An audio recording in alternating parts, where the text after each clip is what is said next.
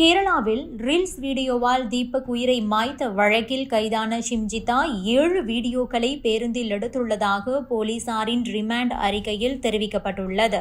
பேருந்தில் இருந்தோரிடம் நடத்திய விசாரணையில் பாலியல் தொந்தரவுக்கான எந்த ஆதாரமும் இல்லை என தெரிவித்து ஜாமீன் வழங்க போலீஸ் தரப்பில் எதிர்ப்பு தெரிவிக்கப்பட்டுள்ளது.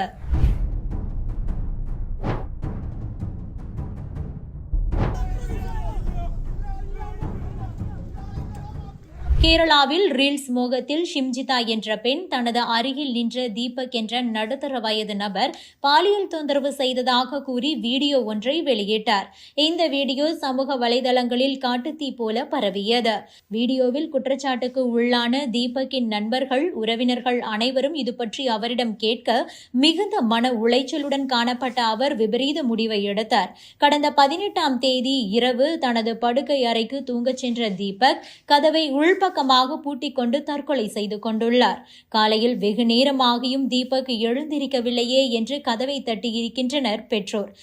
திரும்ப கதவை தட்டியும் சத்தம் எதுவும் இல்லாததால் கதவை உடைத்து பார்த்தபோது தீபக் தற்கொலை செய்து கொண்டது தெரிய வந்தது.